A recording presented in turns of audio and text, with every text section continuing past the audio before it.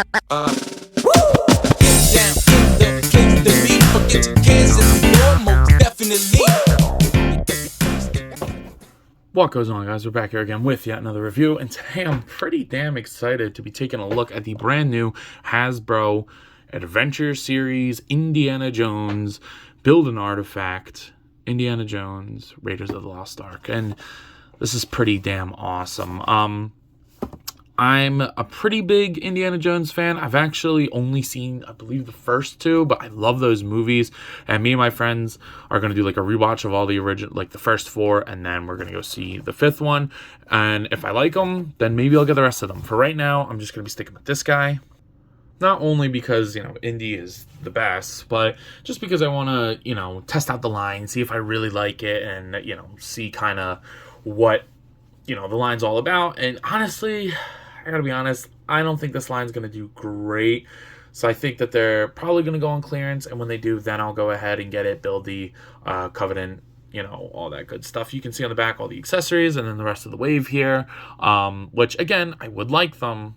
I just, for right now, I'm going to hold off.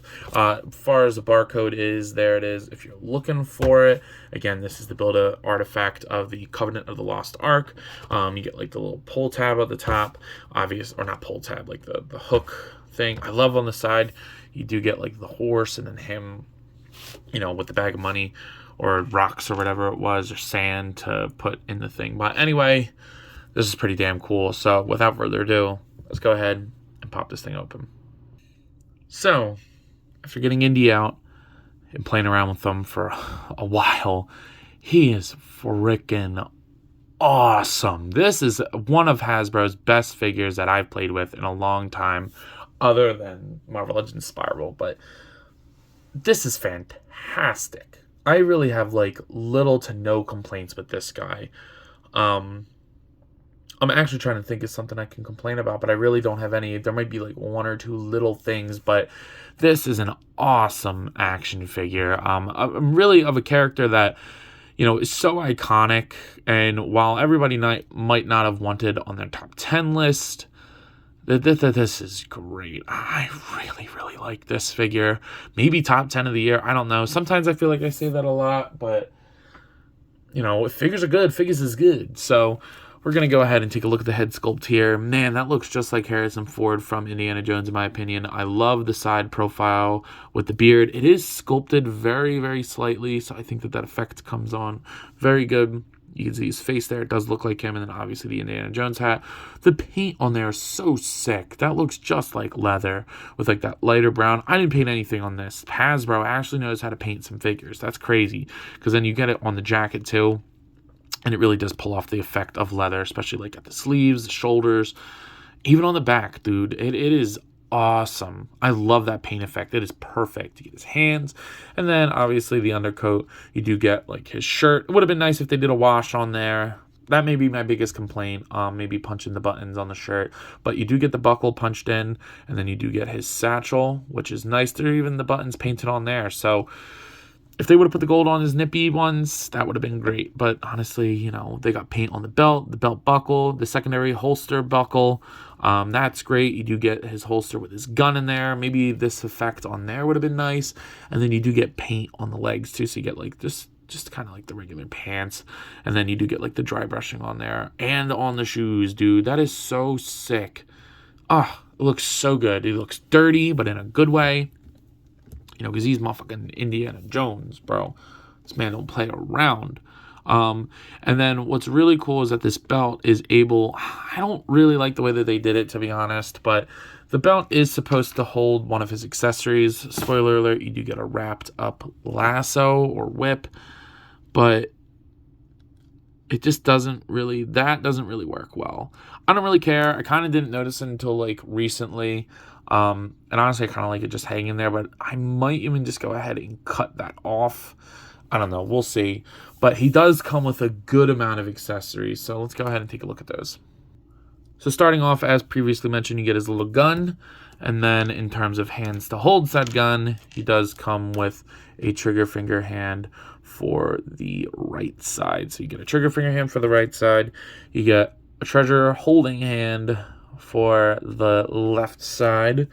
And then also for the left side, you get a whip holding hand, or just kind of like a relaxed hand. And then for the right side, you also get the actual whip holding hand and his whip. I'm not a huge fan of the whip. I think it could have definitely used a wash to bring out some of the detail. And I don't like that they wrap it up in the package. I kind of wish that it was put in like relatively long, like, because I kind of wanted something like that. We'll see. It's not terrible. And then the hands, very interesting. We'll talk about it more in articulation, but they're just ball pegs, which I always think that this is a better way to go, especially with the character with sleeves, because then you can just kind of get it to go wherever you want. So the range isn't crazy, but it's definitely enough. So you can get them holding the whip. Ooh, that is sick. And then technically this bag does come off if you want to. They mark it as an accessory and whatever. Back to the gun before I forget. I don't want to lose it. You can put the gun in the holster, just like a little pistol. Push that in there. And then this is kind of a pain in the butt to get through all the way sometimes, but once you get it, it does stay. I don't know. It makes me like uncomfortable when it's not done.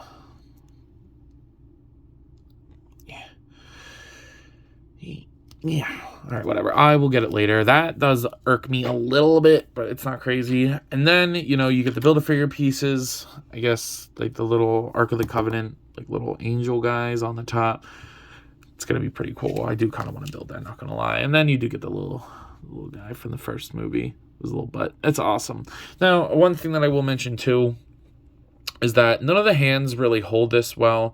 I mean, the relaxed hand kind of gets a good grip on it. It's not terrible, but I think this was the hand that was meant to grab it, the treasure holding hand, but you really got to find like the exact angle.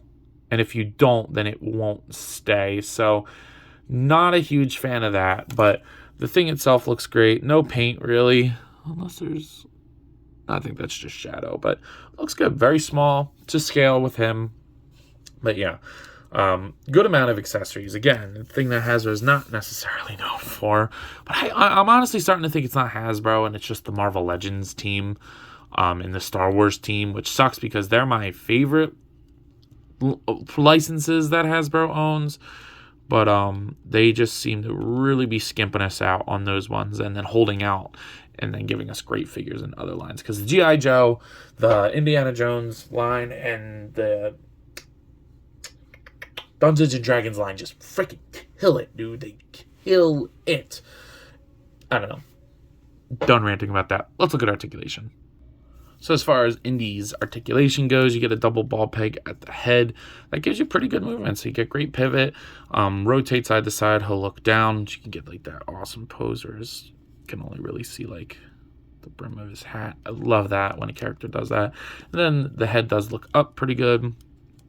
So pretty good movement overall. Shoulders go up, down, rotate 360. No bicep swivel. You get a single jointed elbow that goes in pretty good past 90 and then rotates. That's totally fine for me. Totally fine. If it gets past 90, I mean, you can even squeak out. That's a lot. That's perfectly fine. And then the wrists are on the ball pegs, so you can get them in any which way. I kind of wish the range was a little bit better, but it's not terrible. Get a ball peg at the waist. That doesn't really go forward, but it will arc back side to side and rotate. Love that. Love it, love it, love it. Hips go outwards that far. They go down. He will kick forward, back, thigh swivel, single jointed knee that goes past 90 and rotates. I believe, yeah, it does rotate. Again, fine for me. If you really need if this isn't far enough down for you, he's not Spider-Man, guys. And this is good enough. But the ankles go down all the way. They go up, not great, a little bit, enough. Kind of wish it was more. And then they do rotate in there, and then they pivot as well. So pretty damn impressive articulation as well. I actually really had a good time playing around with this figure and messing around with the articulation. He's a fun figure to play around with. In terms of scaling, nothing crazy for Dr. Jones. Areas with the Jazzwares Fortnite series Peely, and then the NECA Kong. He's definitely a 6-inch scale figure, as you can see here with the Batman. He's a little too short for Batman, but when it comes to 6-inch figures, he works perfectly. So he's just a 6-inch scale figure. Hasbro does 6-inch, whereas other lines tend to do 7. But this works perfectly fine. I don't really care about scaling when it comes, as long as characters are scaled relatively and good in their own lines, that's good enough for me. But yeah, that looks pretty damn good. So some of you are out there wondering, Aunt, what are your final thoughts? What are you thinking about this figure? And I gotta say, guys, he's pretty awesome. I really had a really good time playing around with him. I think the paint is great. The articulation's fun, and he comes with a good amount of accessories. I think the only accessory I think he's missing is the bag of sand that he uses when he's stealing this. That would have been really cool to get, but not completely necessary. And honestly, it's just a really all-around fun figure of an awesome character. And this is so good that it really does kind of make me want the other ones, but you know, I gotta chill out. There's a couple expensive things coming out, so I'm gonna take my time with that and with this series. But at a price point of $24.99, which I do think that this is worth $24.99, with the amount of paint, articulation, and sculpt you get, I'm gonna go ahead and give this guy a 9.5 out of 10. Maybe a tad bit more paint on the shirt. The hands are a little annoying, and I hate the clip thing on the belt for the whip, like, and the gun holster. I hate getting those things in, but those are really minuscule things, so I'm giving it a 9.5. So with that being said, I believe that's all I got for today. So if you've not already, please be sure to like, comment, subscribe. Also be sure to follow me on Instagram and TikTok. I post a lot over there, and I have a lot of fun, so I'm sure you all will too. But as always, let me know. You copping? I can't get the theme song out of my head. I'll see you guys in the next one. Peace.